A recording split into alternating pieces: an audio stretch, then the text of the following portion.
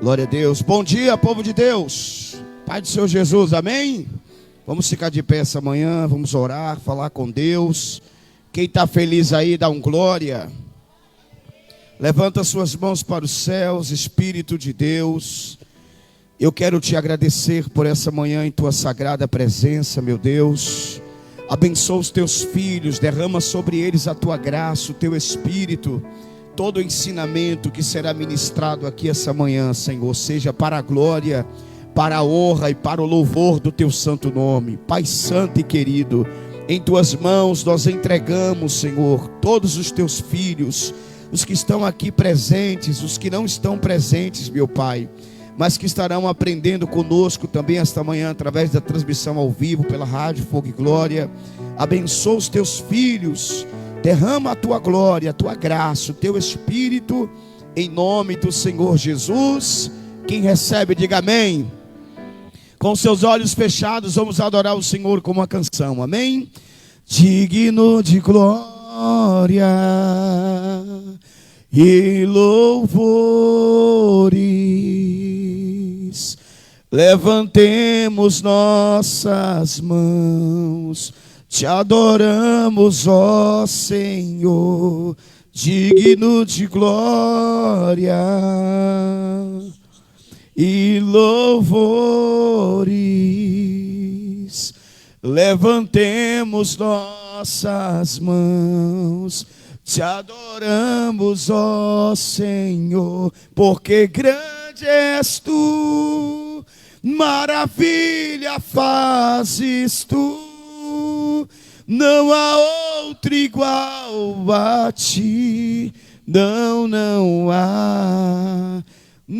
outro igual a ti, porque grande és tu, maravilha fazes tu, não há outro igual a ti, não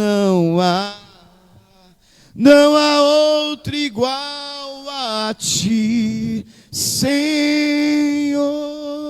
Só quem ama esse Deus maravilhoso dá um glória. Só quem ama esse Deus poderoso diga aleluia.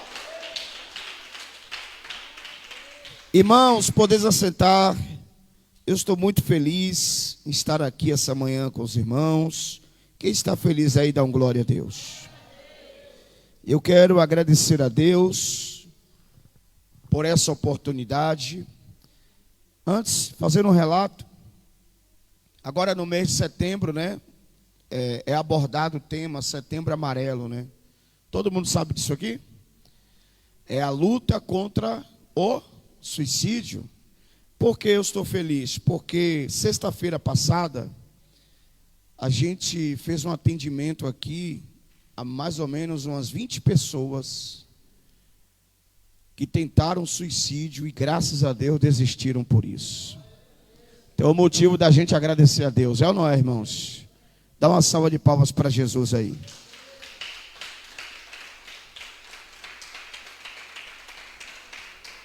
Por isso, eu tenho uma orientação para vocês que estão aqui. Quando eu estou aqui atendendo as pessoas quando acaba o culto, quem vai limpar a igreja tem que ter um pouquinho de paciência, porque essas pessoas vêm de longe para atender a gente, para ouvir. Às vezes vem de Salvador, às vezes vem de Serrinha, de São Gonçalo, de Cachoeira, de vários lugares. E a gente dá um atendimento depois que acaba o culto, né? Então as pessoas têm que ter um pouco de paciência. A gente não pode dizer para essa pessoa, vai embora que eu não vou conversar com você. A gente pode fazer isso? Você vai embora que as irmãs vão limpar a igreja. Pode fazer isso? Não pode. Então vocês precisam me ajudar para que eu possa ajudar pessoas. Ah, bispo, eu vou chegar um pouquinho tarde em casa. Não tem problema não. Melhor a gente chegar um pouquinho tarde, mas salvar uma alma do inferno. Sim ou não, irmãos? Quem concorda comigo, diga amém. Quem concorda comigo, diga glória a Deus. Então você orienta alguém, né, que porventura é agoniado. Vamos limpar logo a igreja, vamos adiantar logo. Né? Tem gente agoniada, tem ou não tem? Bora. E quando o bispo sair dali logo. Aí você vai lá e fala, calma, irmã, o bispo está atendendo a pessoa ali. A gente pede meia hora aqui, mas ganha uma vida para Jesus. Vamos esperar um pouquinho ali. Sim ou não? Sim ou não, gente? Então, eu estou feliz em poder ajudar pessoas a saírem do laço de morte, né, irmãos? Uma alma para Deus é muito importante, sim ou não? Quem concorda comigo, diga glória a Deus. Abra sua Bíblia aí no estudo, página... seu estudo, quer dizer... Seu estudo na página 29. Página 29. Vamos falar sobre os 144 mil judeus. Esse tema, os 144 mil, estamos estudando escatologia bíblica. E é um tema bastante importante, o qual também produz muitas dúvidas a respeito dessa passagem bíblica. Já surgiram muitas ideias de quem realmente seria os 144 mil. Mas a Bíblia é clara nos dizer quem são os 144 mil. Alguém já ouviu falar sobre isso alguma vez? Já? Os irmãos que estão nos acompanhando pela rádio também, se quiser interagir no grupo, mandar mensagem, fazer perguntas. Viu, missionária Nélia? A missionária Nélia vai estar respondendo e passando para mim as perguntas. Você que está me ouvindo aí pelo grupo, na rádio Fogo e Glória, e você quiser fazer uma pergunta também, nós estaremos respondendo as perguntas. Alguém já ouviu falar sobre esse tema, os 144 mil? Não? Já ouviu falar, Tony? Você ouviu falar o quê, Tony? O microfone para ele ali. Obreiro Emanuel Victor. Se eu tivesse o nome desse aí, eu comprava aqui em Feira de Santana só com assinatura. Quando eu ouvi falar sobre os 144 mil judeus, eu não vou abordar muito em si, porque foram muitas questões que botaram. Se eu não me engano, foram junto com os 144 mil, foi que, acho que se não me engano, fosse que ia ter as marcas, que tem a marca que ninguém poderá tocar nele. Sim, fale. Se eu não me engano... A marca, exato. Que esses 144 mil judeus que vão ter a marca. Que eles não vão, que ninguém vai poder tocar nele. No caso, o anticristo não vai poder tocar nele, que não vão morrer, não no momento. Entendi, Tony.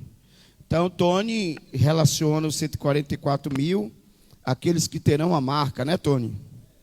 Vamos ler na Bíblia aqui essa manhã. Abra sua Bíblia em Apocalipse, capítulo 7, verso 1 ao verso 8. Apocalipse, capítulo 7, perdão. Apocalipse, capítulo 7.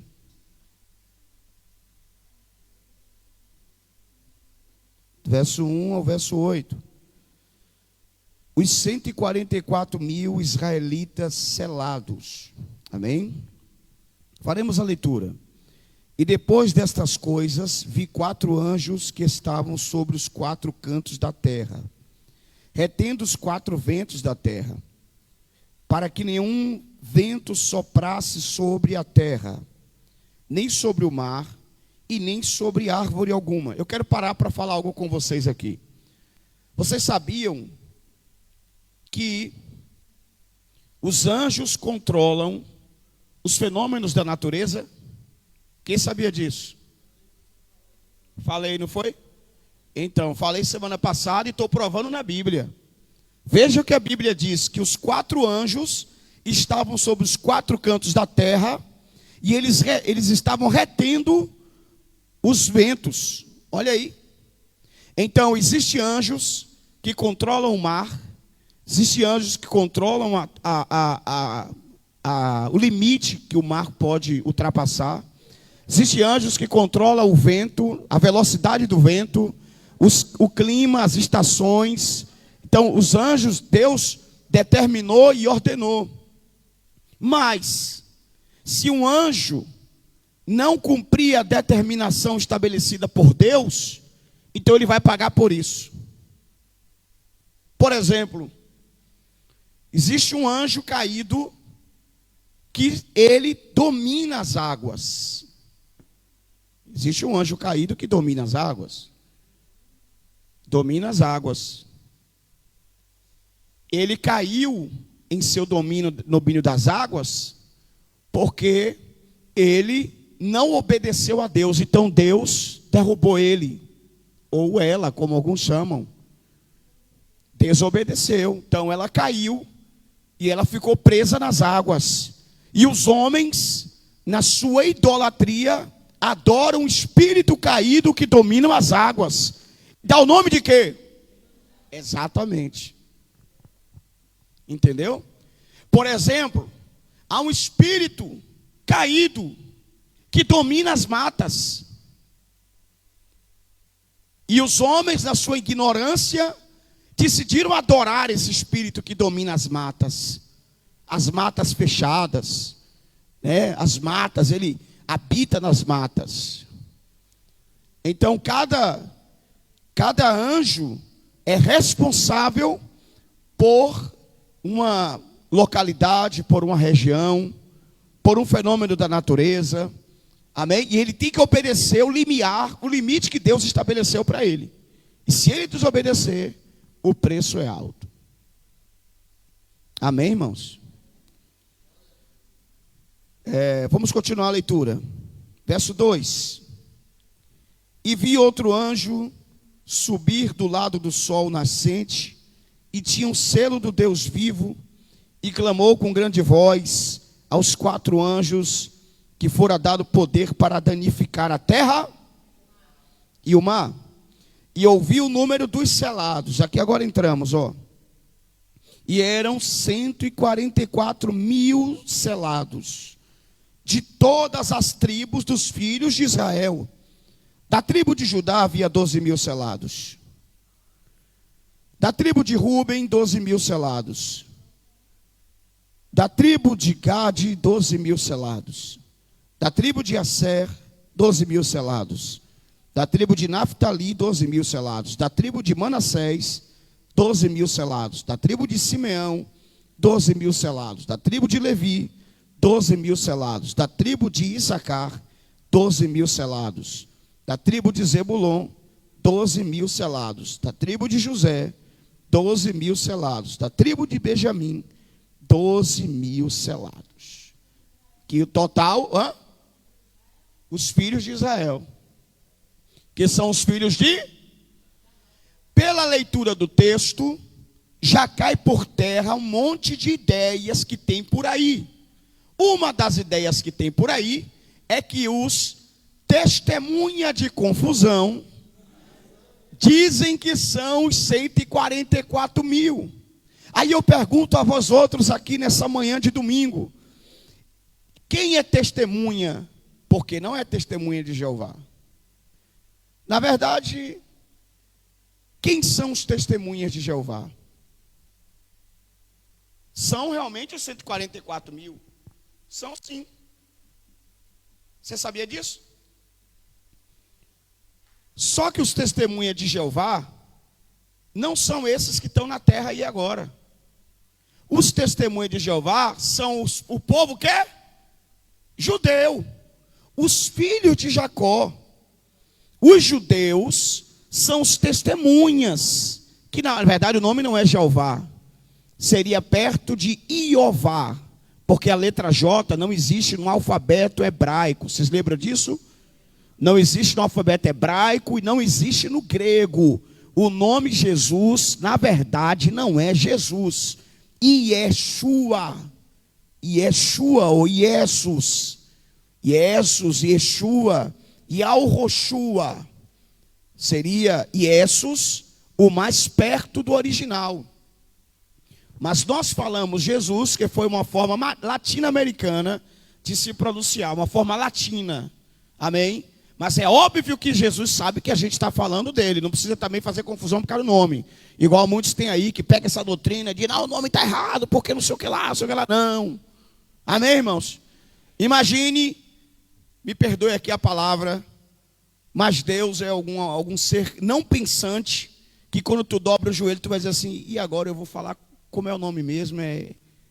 É Yeshua, é Jesus, é Yahushua, é Jeová, é Iová. Como é o nome? Como é o teu nome mesmo, Senhor? Que eu vou falar mesmo o teu nome aqui, né? Eita, agora eu falei o nome errado. Porque eles fazem essa confusão. Vocês vão ver muitas doutrinas estranhas por aí. Por exemplo, antigamente, como é que os testemunhos de Jeová evangelizavam? Você sabe o nome de Deus? Era ou não era? Era assim ou não era? Chegava para mim e falava assim: você sabe o nome de Deus? Aí eu falava assim: e você sabe o nome de Deus? Aí ela dizia assim: o nome de Deus é Jeová. E eu dizia: não é Jeová. O nome de Deus, primeiro, é que é impronunciável. É YHWH. Yud, Re, Vav, Re. É o tetragrama. Se encontrou na arqueologia, nas escavações, o homem buscando, procurando, aí encontrou o nome de Deus. YHWH, tetragrama. Cada letra tem o seu significado. E um judeu não pronuncia esse nome, porque o nome de Deus é sagrado. E um dos mandamentos é: não pronunciará o nome do Senhor teu Deus em... Não pode pronunciar o nome de Deus em vão. É pecado, segundo um dos 10 mandamentos. A gente não pode falar o nome de Deus. Primeiro mandamento, né? Não pode falar o nome de Deus em vão. Então o nome de Deus é o culto, a linguagem humana, para que o homem não morra e não pereça pronunciando toda hora o nome de Deus. Amém? Então a gente fala o eterno, o Criador, soberano Deus, o Deus Criador de todas as coisas. Amém, irmãos? Quem pode dar glória a Ele essa manhã? O grande eu sou. Então o nome de Deus, Ele está aqui já na leitura do texto. A gente vai observar que já está dizendo quem são os 144 mil. E os 144 mil são 144 mil o quê? Judeus. E os testemunhas de Jeová que tem aqui na terra hoje não são judeus. Então é impossível ser eles. Não são eles, porque o texto é claro, categórico, já está afirmando a dizer o quê? Que são 144 mil judeus. Os judeus são os testemunhas de Jeová, os testemunhas de Iová. Mas nós somos testemunha de quem? De Jesus Cristo. Jesus falou isso: vocês serão minhas testemunhas. Vocês serão minhas testemunhas. Então nós somos testemunhas de Cristo. E lembra que nós abordamos aqui que uma época Deus tratou com Israel, e outra época Deus está tratando com a igreja. E Deus voltará a tratar de novo com isso. Mas não quer dizer que Deus não trate com Israel. Deus trata com Israel, mas de forma secundária. Porque a forma primária de Deus tratar é com quem? Com nós. Então nós somos as testemunhas de Jesus. Você é um cristão, amém? Diga glória a Deus. O que significa a palavra cristão? Palavra Cristo é uma palavra que vem do latim. Cristo significa o Senhor, o Salvador. E cristão significa pequenos cristos. Então nós somos pequenos cristos, amém? Nós somos cristos pequenos que pertencemos a um grande Cristo todo-poderoso. Quem pode dar glória a Ele aqui essa manhã? Diga amém. Vamos à leitura do nosso estudo. Olha o tanto de coisa que eu já ensinei para vocês aqui. Né, irmã Márcia? É muito forte, né? Tanto de ensinamento que eu já podia parar aqui, já não já? Não, irmã Márcia? Vamos lá. Já ensinei sobre os anjos que dominam a natureza. Já ensinei sobre as testemunhas de Jeová. Aí eles botaram o nome de Jeová por causa disso, porque o nome próximo ao original, pronunciável, seria Iová. Entendeu? Aí eles botaram Jeová. Mas o nome mais pronunciável seria Iová, porque o tetragrama é YHWH.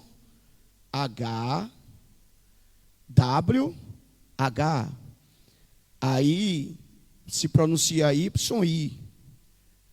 Yud, Re, Vav, Re. Se for tentar falar, vai ser Iauê. Iauê. Se for tentar falar, entendeu? Yahweh, aí eles falam, aí tentam falar Iová. Botaram o W, Iová. É muito forte, né? Mas a gente vai botar isso aqui não, porque é muito complexo, viu? É complicado. Mas não é impossível de aprender, né? Também, irmão, deixa eu falar uma coisa com você aqui. O engenheiro estuda para levantar uma casa, sim ou não? E o engenheiro sabe fazer a medição correta, sim ou não? O esquadro, né? O que vai fazer tudinho para a casa não cair, né? Por exemplo, eu vou mandar o engenheiro tirar essas colunas daqui do meio. Vou mandar. Porque as colunas atrapalham bastante. Só que o engenheiro vai fazer o quê? Ele vai projetar, ele vai estudar, ele vai analisar uma forma para que a casa não venha. Exatamente, para substituir, para quando tirar as colunas, pronto, já está tudo certinho. E ele estudou para isso, sim ou não? Aí nós que somos leigos no assunto, ele vai explicar a gente detalhadamente? Ele vai dizer assim, ó, o esquadro tal, porque no cálculo tal, no diâmetro tal, tem que estar assim dessa maneira, porque senão vai cair. Não, ele vai explicar assim? Vai adiantar o quê? A mesma coisa é a teologia. Isso aqui, coisas que você aprende aqui, não é para você pregar. Porque se você for pregar essas coisas, ninguém vai entender, né? Mas o engenheiro, ele não vai pregar isso, mas ele precisa saber disso, sim ou não? Para que ele venha dar um conhecimento melhor. Então, você não vai pregar essas coisas. O erro é esse, que a pessoa aprende isso aqui e já quer sair pregando. Né? Já quer sair pregando, porque o tetragrama, porque o nome de Deus, no original, no grego, não sei o que lá. E quer brigar, sim ou não, gente? É verdade, irmã Rosa. E aí se atrapalha, né? Então, nem tudo que a gente aprende dentro da teologia é para a gente pregar ao público. Para a gente aprender, e quando vier alguém com a falsa doutrina, tentando nos convencer, a gente já tem o conhecimento e a sabedoria para não aceitar. Não ficar enganado. De olho no nosso estudo. Vamos lá, vamos ler o nosso estudo. Quem são 144 mil? Judeus. Em Apocalipse 7, do 1 ao 8, fala de 144 mil judeus, sendo selados em suas testas como servos do Deus vivo. Estes, como diz a própria palavra de Deus, são judeus, está vendo? Que nesta ocasião estarão bem no início da grande tribulação. E Deus enviou 4 anjos com o poder de controlar a natureza, para que nenhum vento soprasse sobre a terra. E esses 4 anjos ordenaram aos 4 dos 4 primeiros selos do Apocalipse 6, para que não danifique a terra, até que tenha selado 144 mil judeus. Acredito que esses judeus irão anunciar o evangelho do reino por todo o mundo, até os confins da terra, como diz em Mateus 24, 14. Na verdade, esses 144 mil judeus são as primícias do Senhor, e na sua boca não encontrou engano, pois são irrepreensíveis. Apocalipse 14, verso 4. E por isso estão selados, pois aceitam o plano de Deus, bem como Messias, e por isso irão pregar o reino do Messias aqui na terra. Apocalipse 14, verso 4. Vamos ler? Alguém pode fazer a leitura, por favor?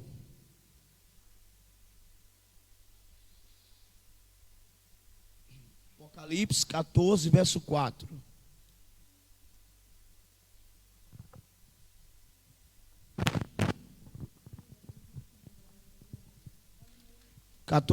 Pode ler.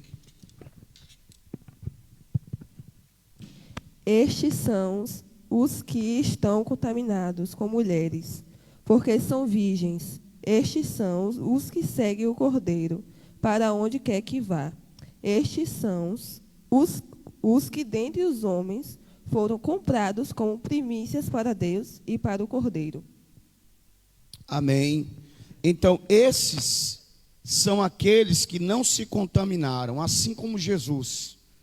Não se contaminaram com mulheres, porque eles são o quê? Esses são os que seguem o Cordeiro para onde quer que vá.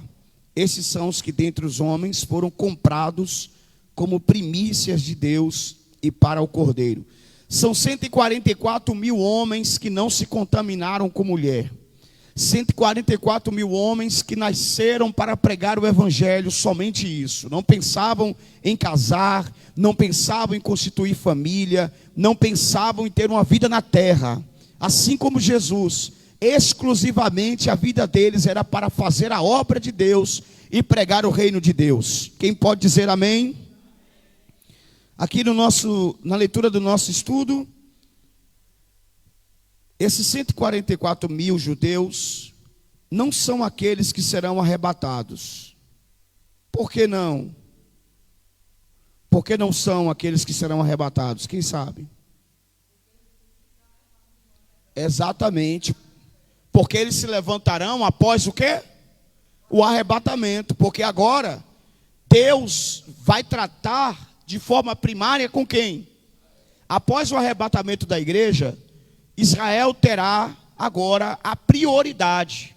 Mas os gentios serão salvos ainda? Sim. Mas serão de forma secundária. Hoje Deus trata primeiro com quem? Com os gentios, que nós somos os gentios, né? Os gentios são as outras nações que não são judeus.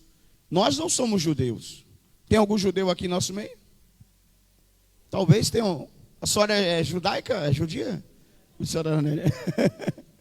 Mas, que eu saiba, não tem nenhum judeu em nosso meio, né, irmã Kelly? Eu não falo judeu de conversão, porque hoje a pessoa se converte ao judaísmo. Estou falando judeu de realmente nasceu em Israel, né? Por exemplo, Silvio Santos. Você sabia que o Silvio Santos é judeu? Ele é judeu. Judeu de Israel. Albert Einstein, né? Einstein era judeu mesmo, que nasceu judaico, de linhagem judeu, das tribos de Israel. Filho de Abraão, de Isaac, de Jacó, judeu de verdade. Então, oi? Albert Einstein? Eu não sei, viu? Há controvérsias. O senhor Anélia pode falar melhor do que isso, hein? Ele disse que Albert se dizia ateu.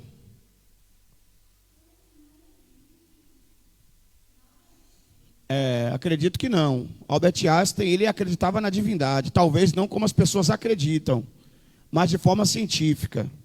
Albert Einstein, por exemplo, ele foi um dos descobridores da partícula divina. A partícula divina, que é a repartição do átomo, a menor partícula de todas. Einstein descobriu que tudo é energia, que tudo é átomo, e tudo faz parte de um todo. Nada existe se não fosse Deus. O próprio Einstein declara isso, que se não fosse Deus, nada existiria, que tudo faz parte de todos e todos fazem parte de tudo. Então tudo faz parte de Deus. É a partícula divina que Einstein descobriu que o átomo se divide em prótons e nêutrons e na menor partícula. E Einstein descobriu que tudo que existe é energia. A cadeira que você está sentado é energia. Sabe aquela história do filme Matrix? Isso aí provém de Einstein. Corre lá, Breno Manuel. Microfone. Vai ter que correr, varão. Isso, gostei aí da corridinha. Segundo o Dr. Google. Amém. Sim, Einstein era agnóstico e notoriamente de sua carta per facto pela postura geral frente à natureza, também um ateu. Então ele adotou o ateísmo. Eu também não sabia, André. Obrigado pela sua colocação, né? Uma salva de palmas aqui para o nosso irmão André, que nos trouxe um conhecimento Mas porque Einstein ele passa a acreditar de Deus de uma forma muito diferente, não saindo do nosso assunto, mas ele passa a crer que nós somos divindades. Na verdade, nós não somos divindades. Há textos na Bíblia que diz que nós somos deuses. O próprio Jesus disse: vós sois deuses. Você já viu isso na Bíblia? No livro de Salmos diz: vós sois deuses. Mas esse texto, quando diz que nós somos deuses, é na criação. Porque Deus, ele é um então nós somos criadores também. Porque os irmãos sabem que o teu filho, por exemplo, você que tem filho, o teu filho e a tua filha é uma criação sua. Sabia disso? É uma criação sua. Deus só tem um filho. João capítulo 3, verso 16. Alguém pode ler para mim? João 3,16. Lê para mim aí, por favor. Na tradução original vai dizer... Liga aí, Marrosa, deixa eu ver essa tradução da senhora. Microfone para ela, obreiro querido, brasa viva, incendiário, comedor de fogo e arrodador de brasa.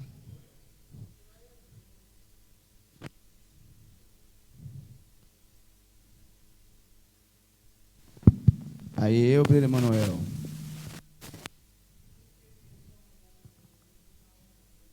Filho unigênito.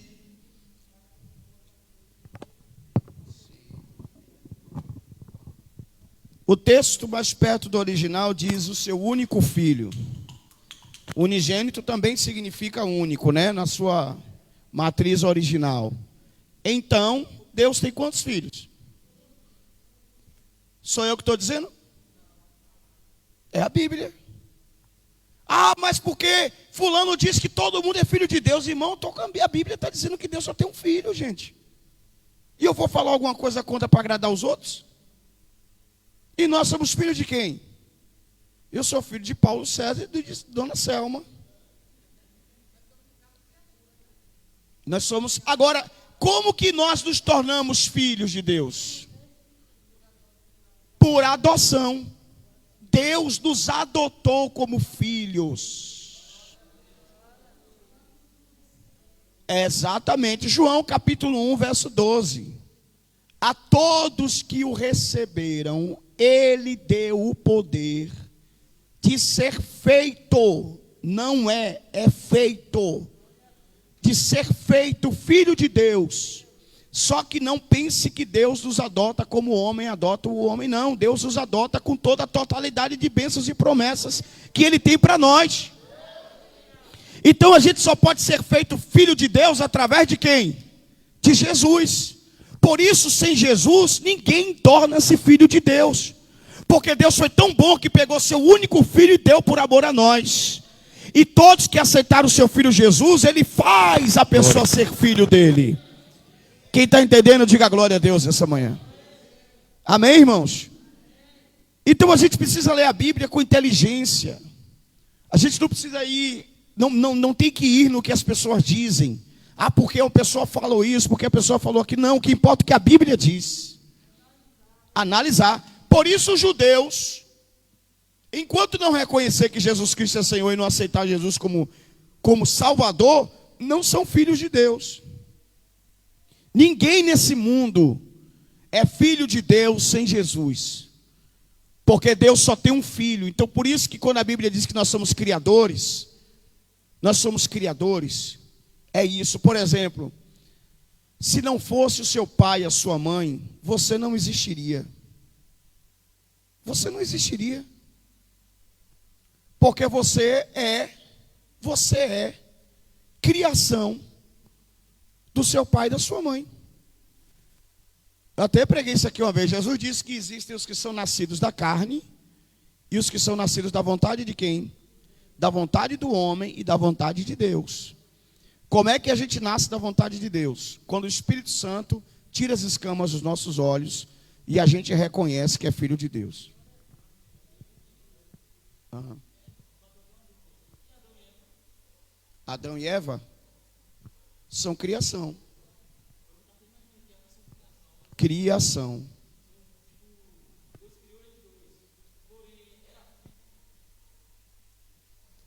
Não. É tanto que Deus não trata Adão como filho. Deus trata ele como o quê? Homem.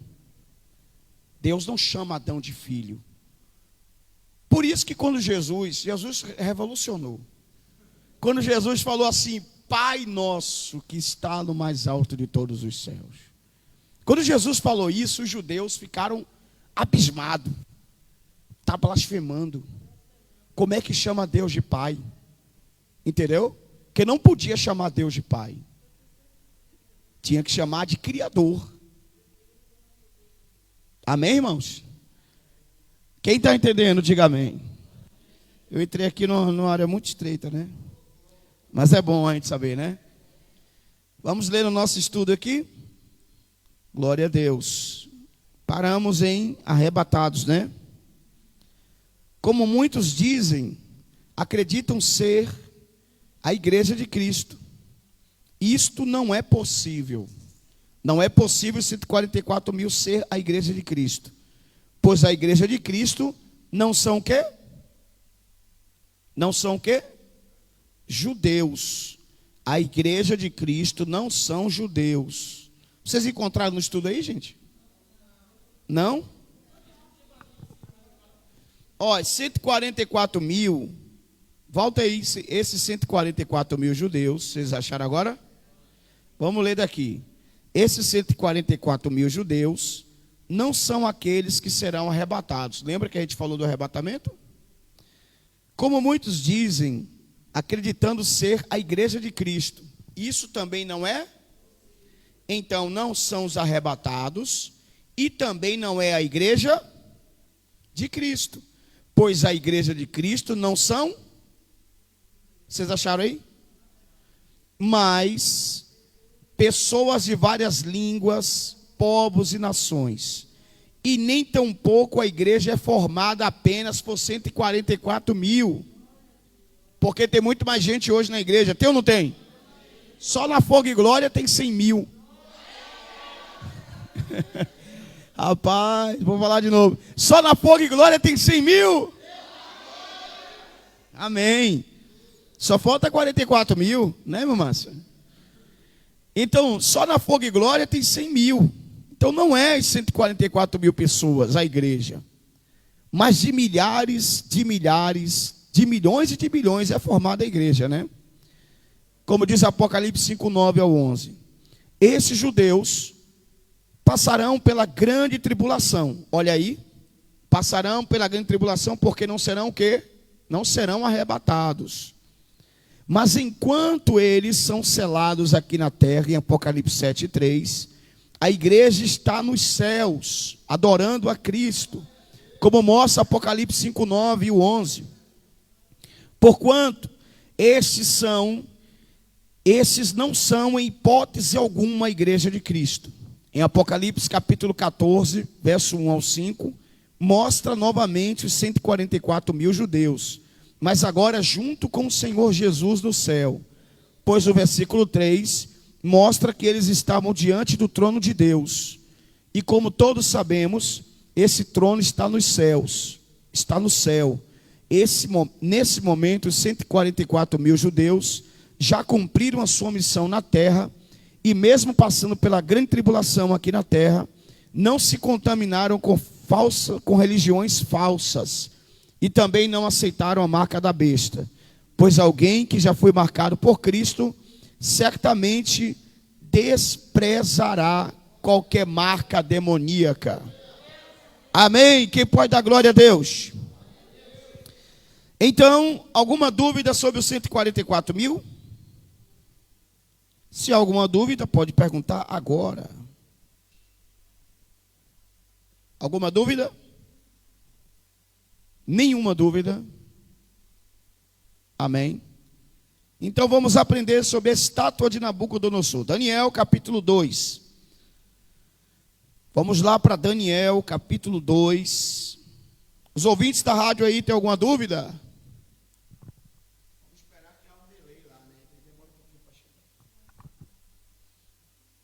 Daniel capítulo 2.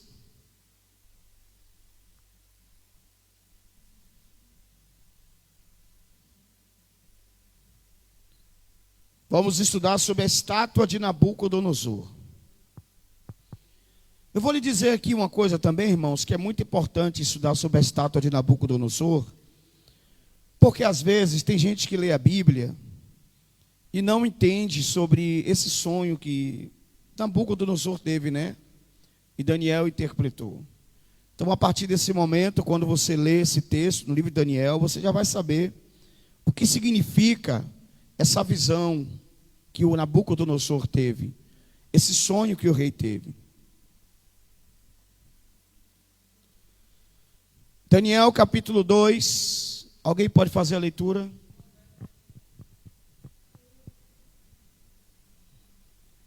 Só um momento que eu vou...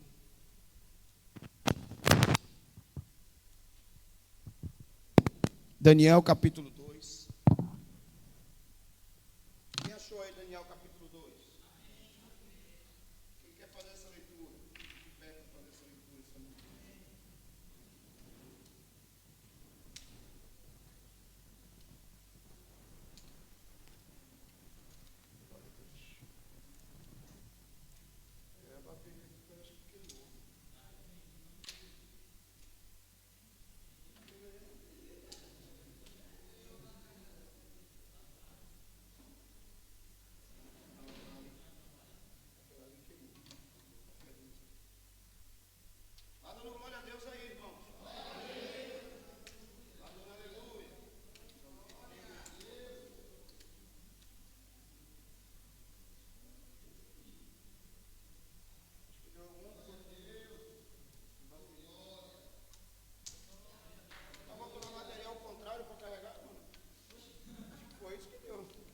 Alguma coisa aí. Depois a gente resolve isso aí. Bora para o nosso estudo, depois a gente resolve. Eu vou ter que fazer eu mesmo lendo aqui, viu, irmãos? Vamos lá, Daniel capítulo 2, quem achou? Verso 1. Vamos fazer a leitura do texto.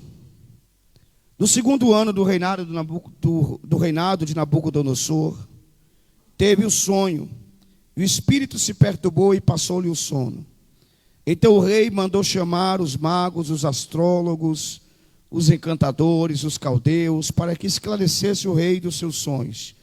E eles vieram e se apresentaram diante do rei. E o rei lhes disse: tive um sonho, e para saber o sonho, está perturbando o meu espírito. E os caldeus disseram ao rei em aramaico: ó rei, vive eternamente.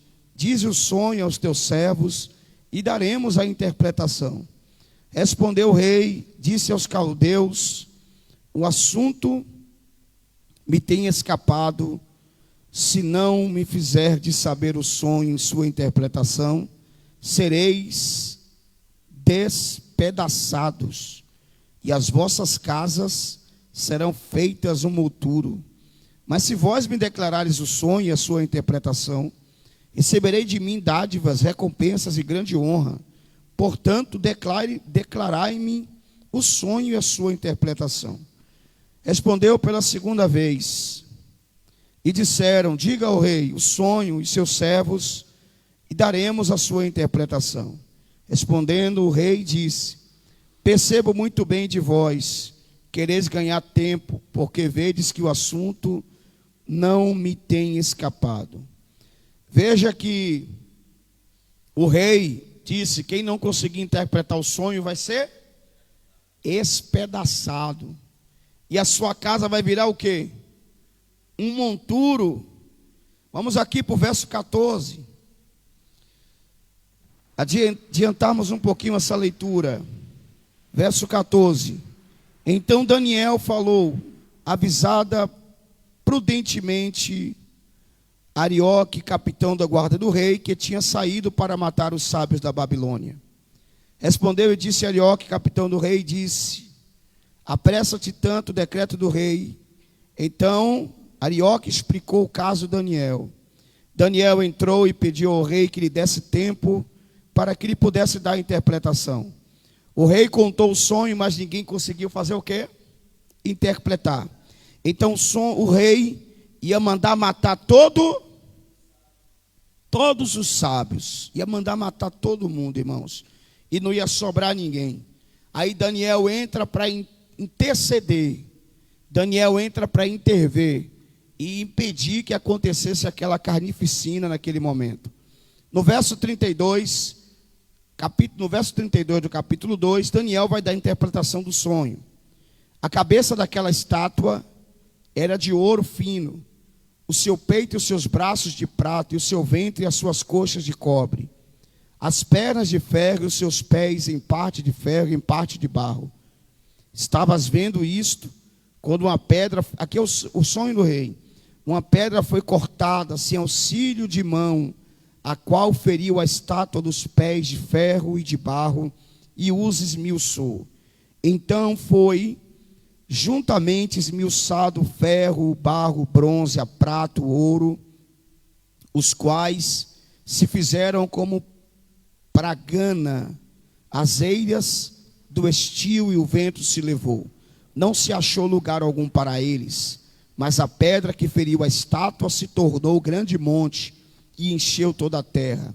Este é o sonho, também a sua interpretação diremos na presença do rei. Deixa eu falar uma coisa para vocês aqui. Quem acredita, ô Emanuel, deixa eu te falar uma coisa aqui, realmente, dá o microfone para os irmãos ali, porque fica difícil a gente fazer aqui sem o microfone. Dá para os irmãos ali, pergunta para eles quem acredita em sonho. Quem acredita em sonho? Ô, glória!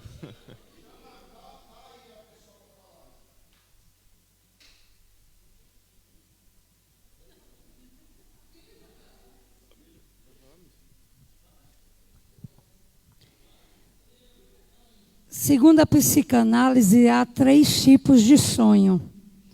O sonho chamado faxina do dia, para não falar termo científico, que é aquilo que você passa durante o dia todo, e aí chega à noite, você sonha algo relacionado. Sim. Existe o sonho Sim. também que vem de algum trauma Sim. que você sofreu. Sim, E aí fica lá guardado no seu subconsciente e volta para o consciente em forma de sonho. E existe o sonho que nós chamamos de premônico na psicanálise, mas no lado espiritual é o sonho de revelação, Deus falando com o ser humano.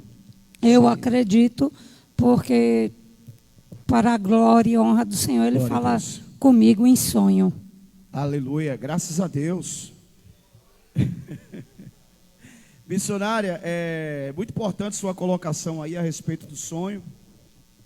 Entendemos que a Bíblia não muda, sim ou não? A Bíblia muda, irmãos?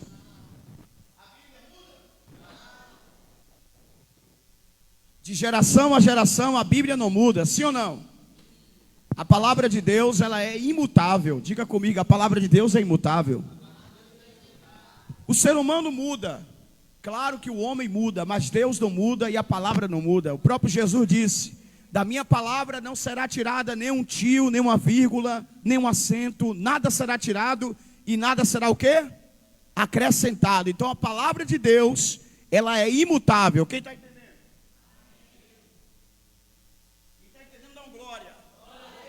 Quem está entendendo, dá um glória. A palavra de Deus, ela é imutável. O ser humano muda.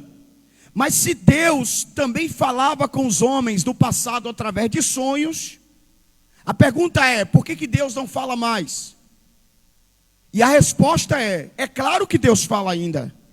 Quem diz que Deus não fala através de sonhos, são homens ignorantes, que não busca, é verdade, mamácia, não busca Deus, não conhece a palavra de Deus, são carnais e não valorizam as coisas espirituais. Deus fala sim através de sonhos. Se a Bíblia diz que Deus falava no passado, Deus ainda fala no presente. Porque Deus é imutável, sim ou não, irmãos? Agora, como disse a missionária Onélia, explicando um pouco para a gente dentro da ciência, nem todos os sonhos são sonhos proféticos. Temos que ter esse discernimento de entender que nem todos os sonhos que a gente tem são sonhos de Deus. Às vezes, são coisas da nossa mente, né? É a faxina do dia. Você está preocupado, pensando demais em algo. Aí é natural que você tenha, né, o sonho com aquela coisa. Geralmente o sonho profético é no estilo que o rei teve. Ele vem cheio de simbologias, cheio de enigmas, e ele é marcante. Como marcante? Se você sonhou e você esqueceu, ele não é de Deus. Quantas vezes você sonha e esquece? Sim ou não? Até acordou agoniada ali, desesperada, né? Mas esqueceu. Pô, bispo, eu tive um sonho, mas eu não lembro direito como foi. Esqueça, não foi de Deus. Agora o sonho que vem de Deus é como o que o rei teve. O sonho que o rei teve foi tão marcante, incomodou tanto ele para saber o discernimento, que ele disse: quem não souber discernir o sonho, vou matar todo mundo. Então veja que foi tão profundo o sonho que o rei teve, que o rei disse: quem não souber interpretar, vai morrer.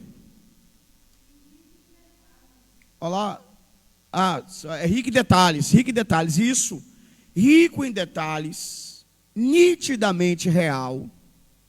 Por exemplo, eu tive um sonho profético essa madrugada. Difícil eu ter também, mas quando eu tenho, quem quer saber? Mas eu não vou contar. Eu não vou contar, não. O sonho foi meu, rapaz. Vocês querem saber? Vocês são muito curiosos, não é, irmã Márcia? Divide a bênção? Ô bispo, Senhora, dona é muito Leu. importante estar aqui amanhã para ouvir sobre isso aí, sonho. Sim, dona Leu. Há um tempo atrás eu sonhava, e aí eu via que não era de Deus, que o sonho eu não lembrava. E de um tempo para cá eu estou sonhando, e todo sonho que eu sonho, eu lembrei. Essa semana mesmo eu tive um sonho com a irmã Gal e o Elton. E eu, claramente, estava na minha cabeça, e Deus falando: fala, conta esse sonho. Eu falei o sonho para uma pessoa. Ela falou assim: esse sonho você vai ter que contar para a própria pessoa. E aí eu fui contar, ela falou: jogue para a pessoa que você sonhou, que é Deus querendo mostrar a ele algo. Amém. Aí eu joguei ele, e ele falou algo importante, né? Foi Glória bom jogar esse sonho para ele. Agora, deixa eu até falar uma coisa com vocês, né? Que a gente tem que ter sempre aqui é uma orientação espiritual, que geralmente Deus fala pouco.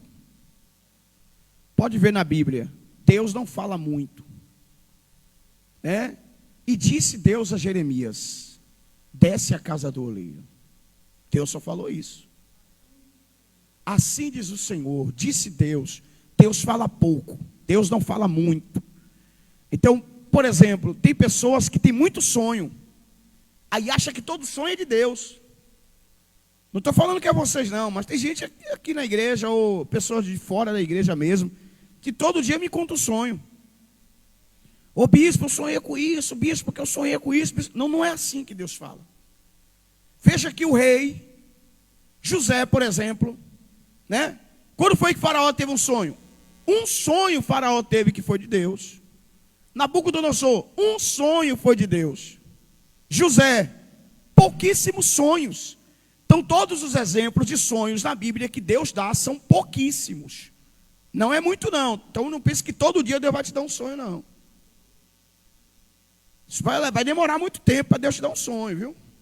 Tá? Porque o bispo está falando aqui, todo sonho que eu tiver é de Deus. Não, não é assim não. Se ligue.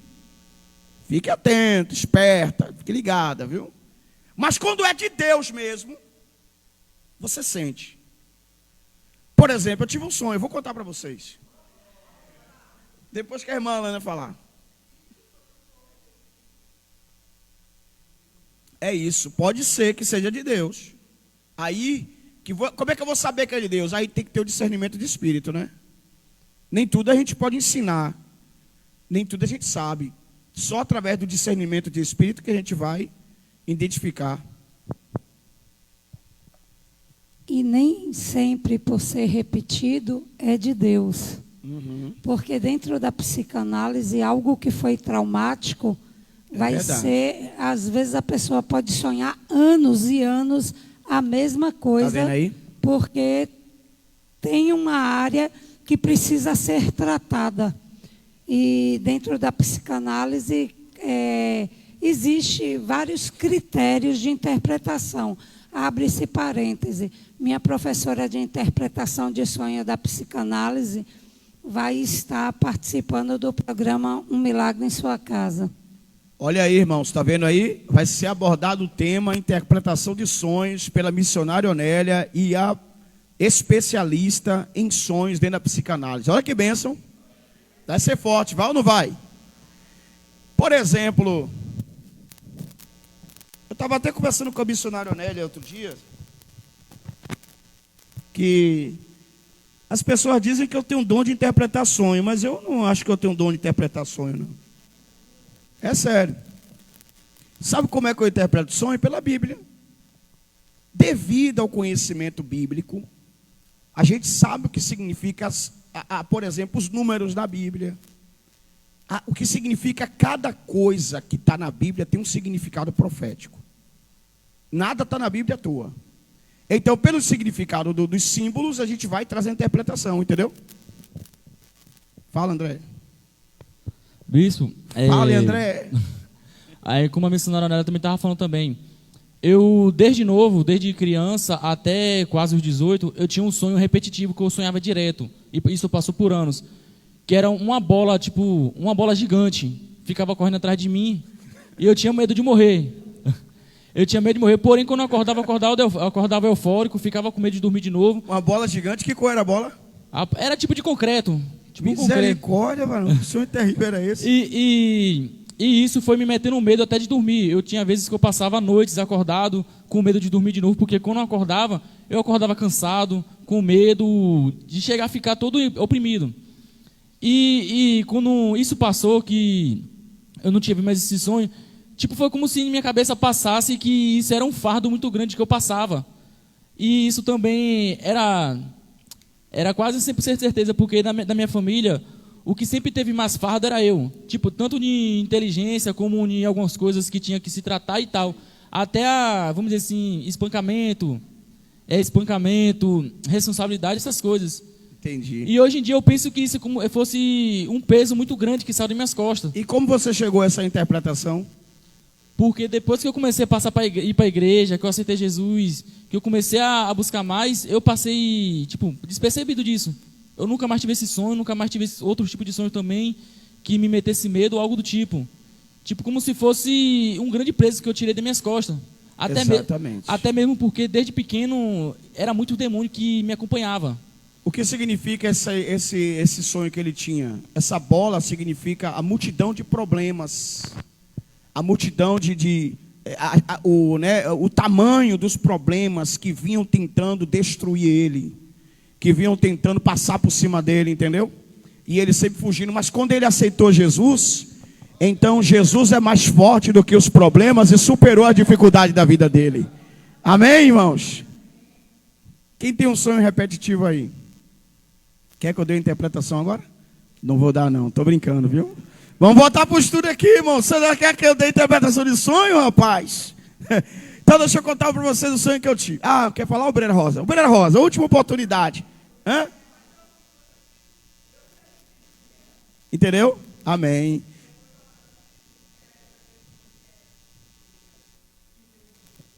Entendi. Então, eu tive um sonho profético essa noite. Sonhei que eu estava numa faculdade. Só que tinha muita gente. Aí sabe quando no teu primeiro dia de aula, que você vai procurando qual é a sua sala? Sabe? Só que era uma faculdade bem seletiva. Não tinha muita gente. E era assim, poucas pessoas em cada sala. Aí eu saí olhando na sala, vi o nome, fulano, fulano, fulano, fulano, fulano, fulano, fulano, fulano, fulano. Até que eu encontrava a minha sala. Quando eu encontrava a minha sala, só tinha o meu nome. Então, aí eu entrava na sala, e quando eu entrava, sentava uma professora na minha frente. Hã? Só que a professora era alguém de muita sabedoria, com os cabelos brancos, uma senhora, uma anciã, com muita sabedoria. Aí ela dizia para mim assim, chegava a me arrepiar, ela dizia para mim assim: eu serei tua professora exclusiva, e eu vou te ensinar coisas profundas e ocultas. Aí ela dizia assim, opa, me arrepiei toda aqui agora. Ela dizia assim: você foi privilegiado para ter a minha aula particular. Todo o curso você vai aprender comigo. Aí ela sentava, sabe como a pessoa senta assim de perna cruzada? Aí ela sentava de perna cruzada e eu sentava de frente para ela de perna cruzada.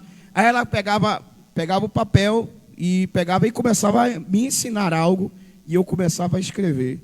Qual foi a interpretação que vocês tiveram desse sonho? Dá o microfone aí, Breno Manuel. Quem foi que teve a interpretação desse sonho aí agora? Agora eu peguei vocês. A gente não está fora do tema do estudo, não. Porque a gente está falando de quê?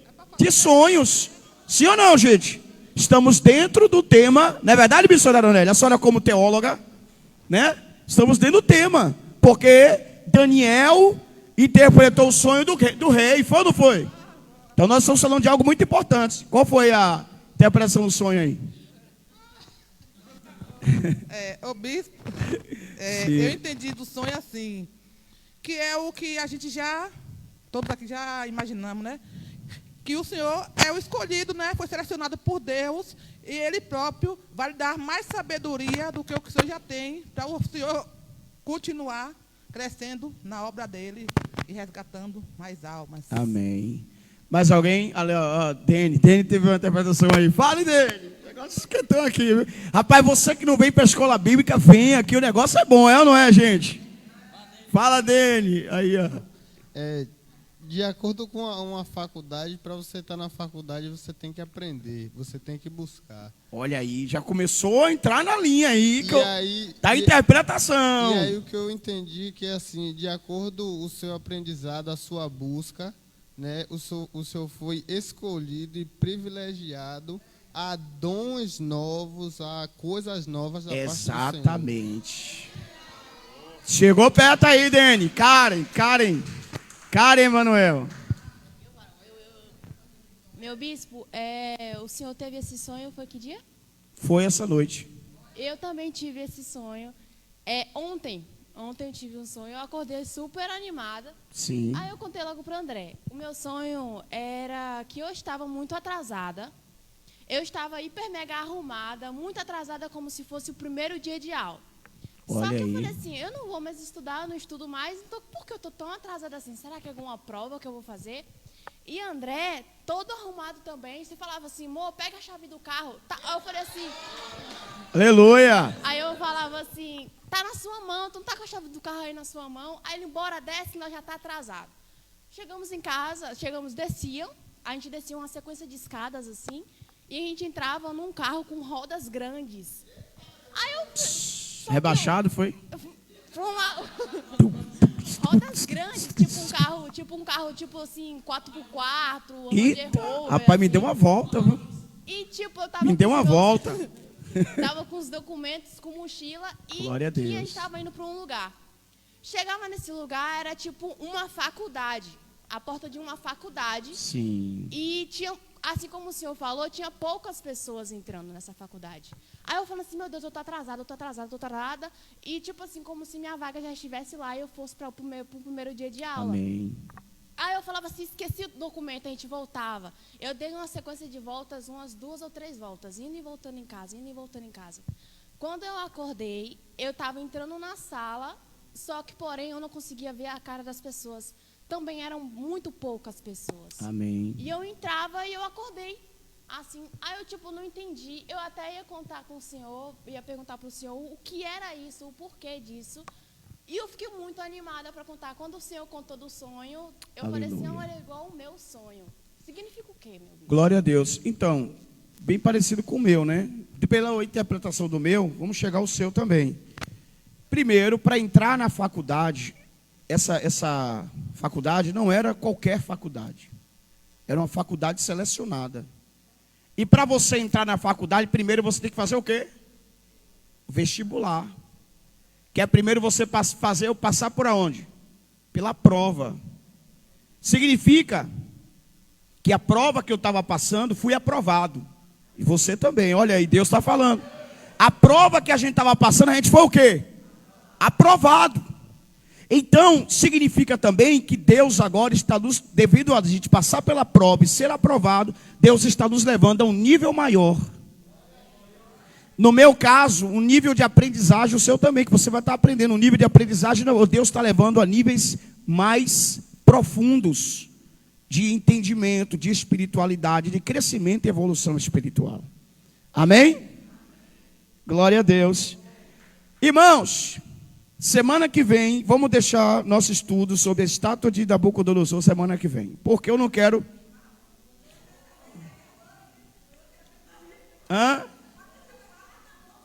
Se acabou a interpretação do sonho? Ao estudo? Já é 11 horas. Você não quer almoçar hoje não, é? Tá tão bom que passou ligeiro, não foi, não, Leo? Verdade. Então, assim, né? Porque assim, né, irmãos? A gente sabe que, como a gente tem dito aqui, as provas não é para a nossa morte, é para a gente ser aprovado. Né? Eu sei que todos os irmãos passam provas, cada um passa a sua luta, a sua prova, a sua dificuldade. Mas o bom é a gente ser aprovado por Deus, né? E como que a gente faz para ser aprovado por Deus? É não murmurar, não reclamar, não recuar, não retroceder, continuar na sua jornada, né? Procurar entender o processo, por que Deus está permitindo eu passar por isso. Se foi uma decisão errada minha lá atrás, então eu no processo eu consertar a decisão errada que eu tive, né? Porque às vezes também pode ser isso também. Procurar entender o processo, mas como o apóstolo Paulo disse lá em Tessalonicenses, em tudo dá graças a Deus. Porque tudo é para o nosso crescimento espiritual. Até mesmo as dificuldades, as provas, as lutas, as aflições, tudo é para a glória de Deus. Amém, irmãos? Então você passar de um nível espiritual para outro nível, e agora vem outro processo, porque agora a luta é maior, né? A luta aumentou, ou seja, a dificuldade, você vai aprender novas coisas. A guerra será outra, a batalha será outra, mas tudo para a glória de Deus.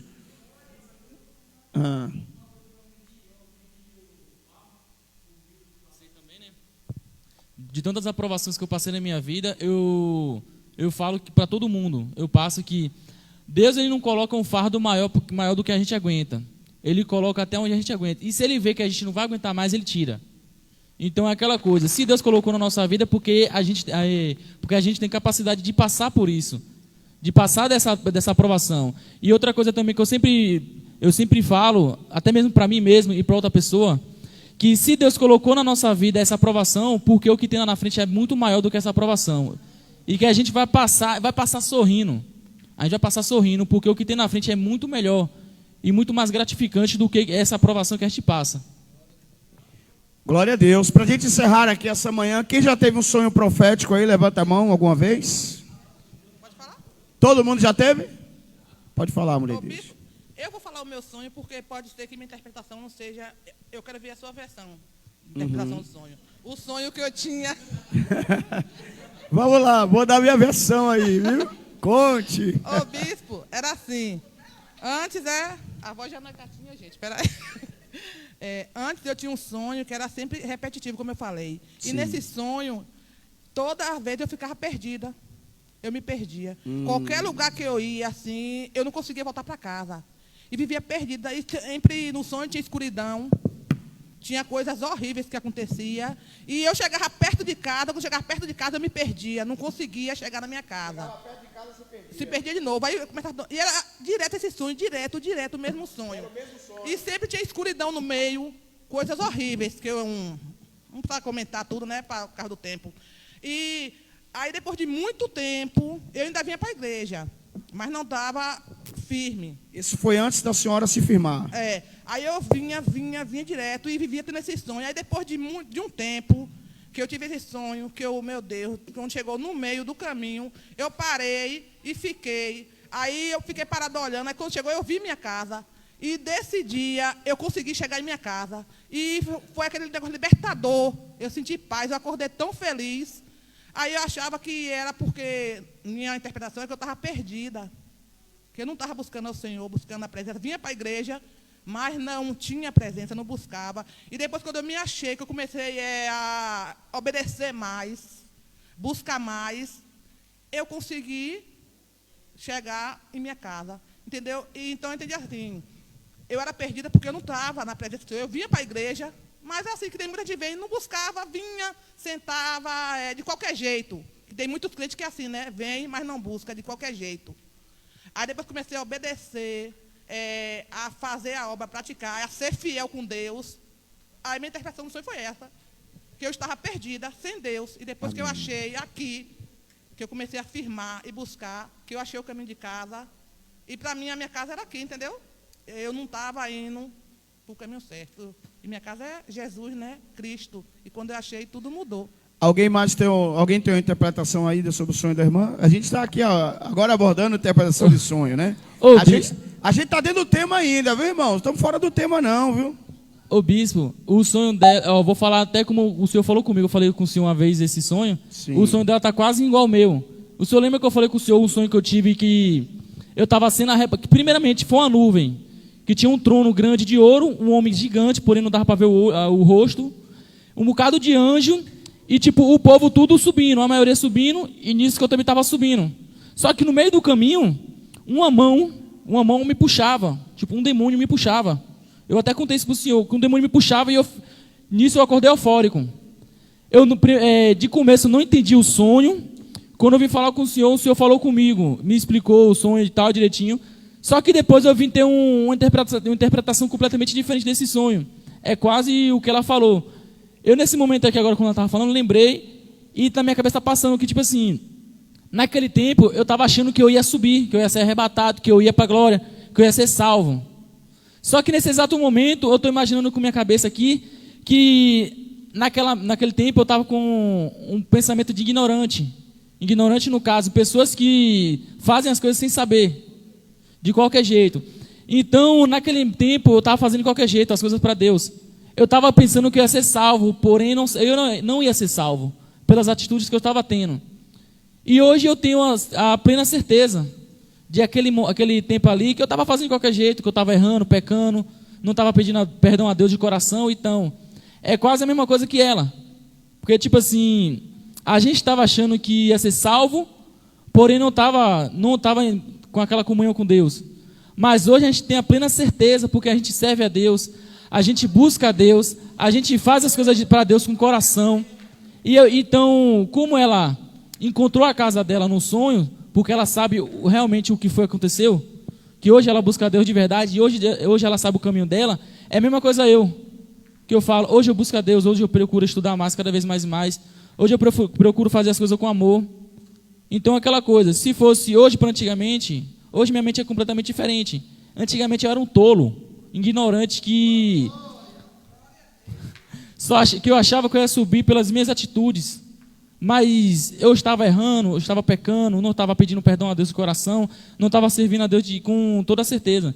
E hoje, eu acredito que aquilo ali foi Deus falando comigo, que ainda dava tempo de eu ir buscar, que ainda tinha tempo suficiente para me buscar, para me procurar a minha salvação.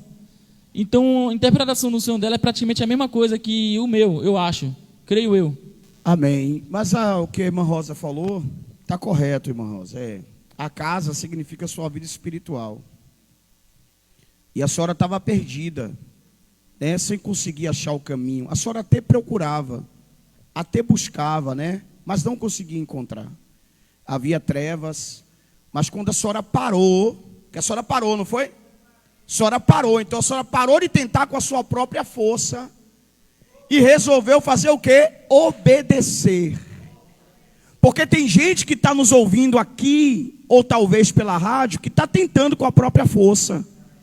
mas continua o quê? Perdido.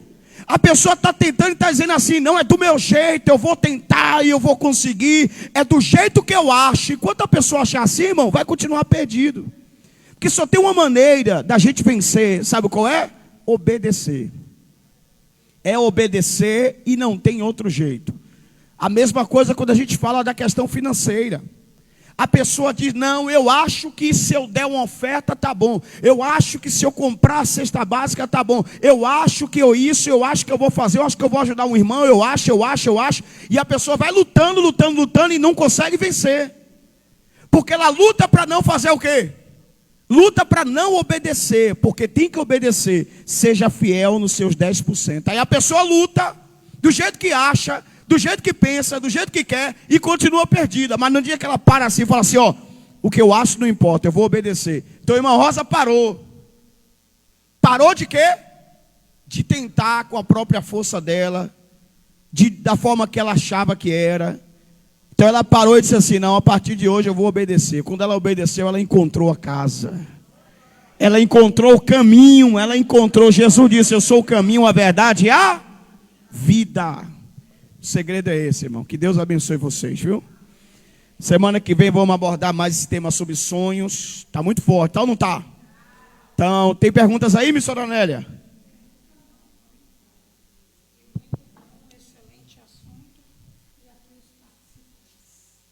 Vamos aqui, eu quero agradecer a Deus pela vida da irmã Ana de Jackson, né?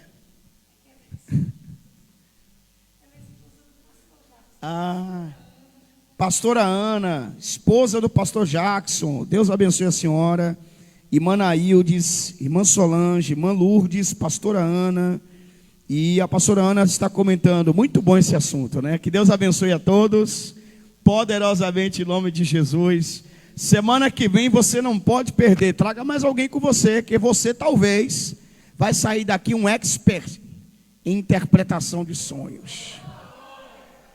Olha aí, quando alguém te contar um sonho, né, mamãe? Você vai interpretar pelo Espírito de Deus, assim como Daniel.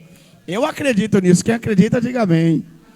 Vamos ofertar e devolver o nosso dízimo na casa do Senhor. Fique de pé essa manhã, por favor. Em nome de Jesus. Pai, graças te damos por essa manhã em tua presença. Abençoa os teus filhos, derrama sobre eles chuva de graças.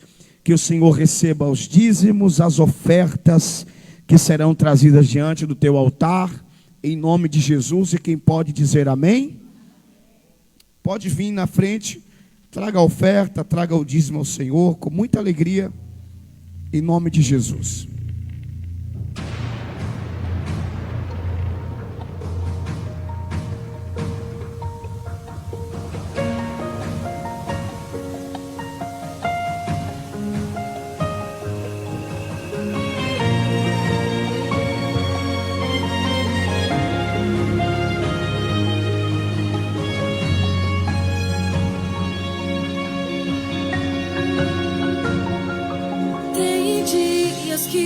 Acordo estranho e angústia bate e não tem tamanho. Dá vontade de chorar, acalma, insista, se anima. São dias pra lutar. À noite, culto da família, você está convidado para vir. Venha para o culto da família à noite, não fique em casa, venha adorar o Senhor conosco, amém?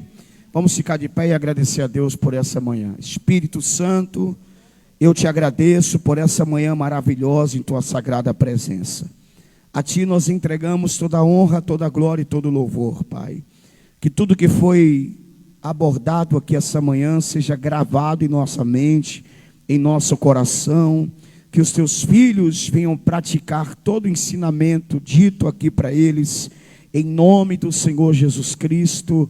Amém e graças a Deus. Que o grande amor de Deus, a graça do nosso Senhor e Salvador Jesus Cristo, a comunhão e as consolações do Senhor Espírito Santo, seja com todos os irmãos, agora e para todos sempre. Aplaude o Senhor Jesus.